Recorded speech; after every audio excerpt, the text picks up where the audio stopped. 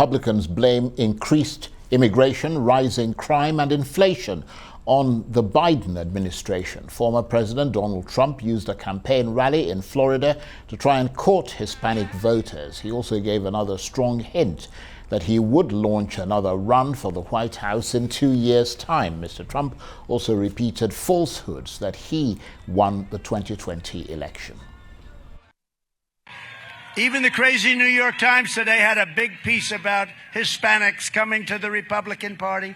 And a lot of people say it's the Trump Party that they're coming to.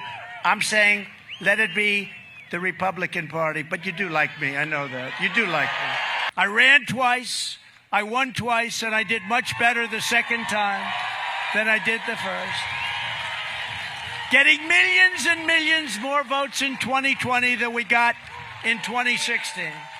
And likewise, getting more votes than any sitting president in the history of our country by far.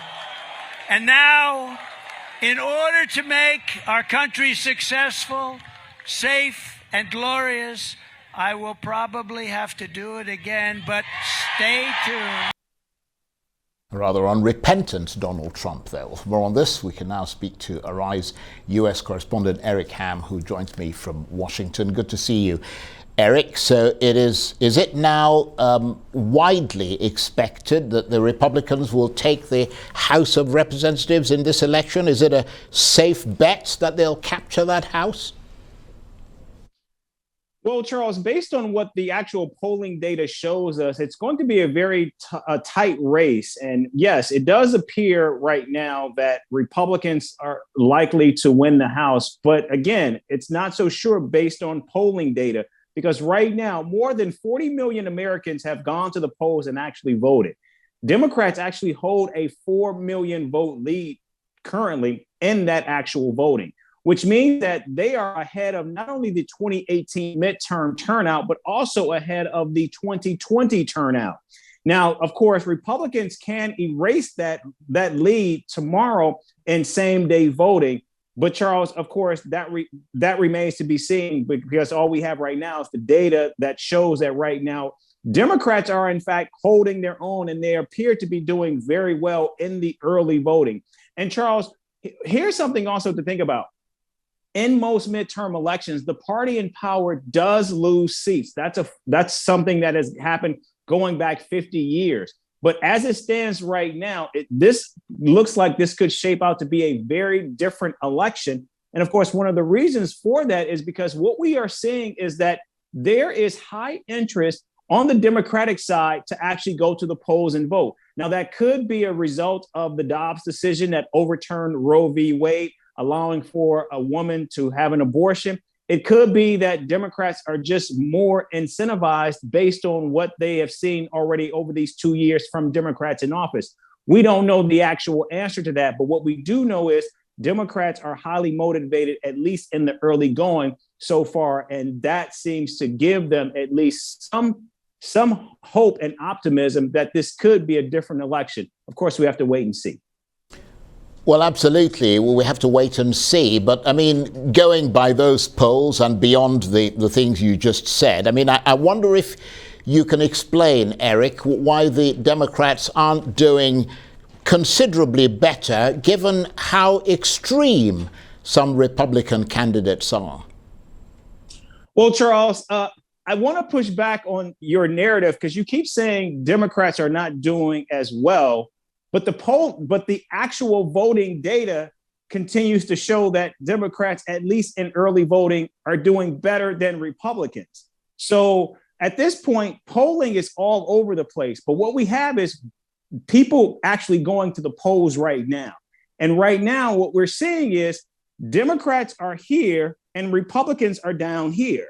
So based on the polling data, that's inconclusive. But based on what we're seeing in terms of actual voting, Democrats are actually doing very, very well. And looks like they may very well hold on to the Senate. The House is certainly going to require some work. And of course, many of those gubernatorial races, it is expected that Democrats will do better than expected. One reason why I think people are concerned about where Democrats stand is because if you look at a state like New York, where it's heavily Democratic, you have Kathy Hochul, who many see the polls as tight, which means she is only winning by about 5 to 7 points, as opposed to 10 or 20. But in my opinion, Charles, a win is a win. If Kathy Hochul, the Democrat, actually pulls that out, that's a victory for Democrats, no matter the size of or the margin of victory. So again, I think what we're seeing here is this is going to be a very difficult race. And given that we have always seen blue waves or red waves, there is unlikely to be a wave that will take place in this election, which I think makes this midterm cycle an anomaly versus other midterm cycles. Well, obviously, it's you're our correspondent, and we trust your analysis, Eric. We just follow the reports that we're getting out of the United States, which seem to suggest that the Republicans are likely to win the House of Reps. But on the subject of Donald Trump, his strongest hint yet again that he will stand in 2024. It's thought he may make that announcement even this week. I mean, is that likely to depend on the outcome of the midterm elections and whether particularly his chosen candidates prevail? Charles, that's a very good question. I'm glad that you brought this up, because our sources have told us that on Sunday night at a rally in Pennsylvania, the former president wanted to announce that night that he was running for the White House. We were told that he was talked out of it by those closest to him.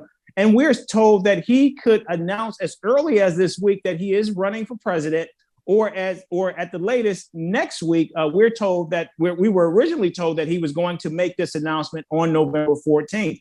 But we are told that the former president is excited about running and that he wants to make this announcement. Now, Charles, it is different from making an announcement that you are running for president and then also filing paperwork that says that you are a candidate for the president.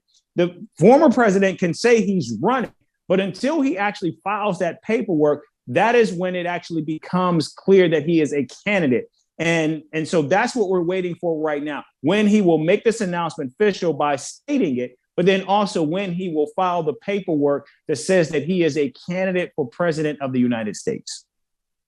Well, it all sounds jolly interesting, and we can't wait to see the outcome. And of course, you will be there to bring us all that. Eric, thank you ever so much. Eric Ham, Arise US correspondent, talking to me there from Washington.